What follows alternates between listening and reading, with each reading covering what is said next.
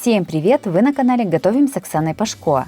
Сегодня приготовим пирог с яблоками. Ароматный и очень вкусный. Подписывайтесь на мой канал и узнавайте еще больше вкусных и простых рецептов.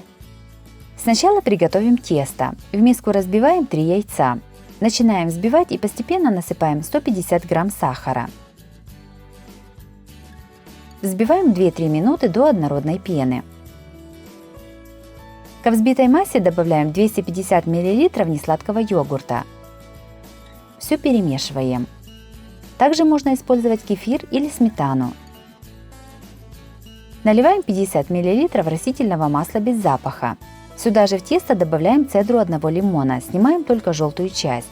Также для аромата вместо лимонной цедры можно добавить 10 грамм ванильного сахара. Все перемешиваем. Растительное масло можно заменить сливочным, его понадобится 70 грамм. В отдельную миску насыпаем 300 грамм муки и 2 чайные ложки разрыхлителя. Все перемешиваем ложкой.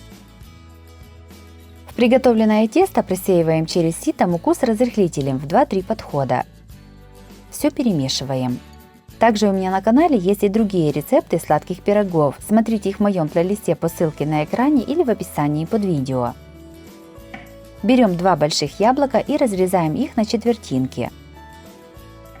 У каждой четвертинки вырезаем серединку с семенами. Кожуру с яблока очищать не нужно. Подготовленные яблоки нарезаем не толстыми пластинками. Готовое тесто перекладываем в форму для выпечки, дно которой застелено пергаментной бумагой. Диаметр моей формы 21 см. Тесто равномерно распределяем по форме. Сверху в тесто вставляем пластинки яблок. Вставляем их по кругу от бортика к центру, имитируя цветок.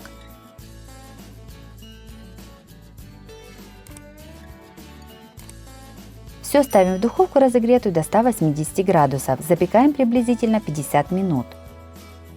Готовый и уже остывший пирог достаем из формы и переставляем на блюдо.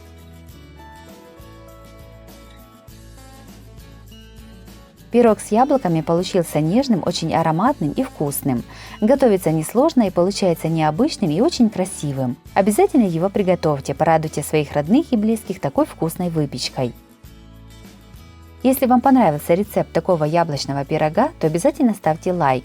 Подписывайтесь на мой канал, чтобы не пропустить новые видео. С вами была Оксана Пашко. Готовьте вкусно, готовьте с удовольствием.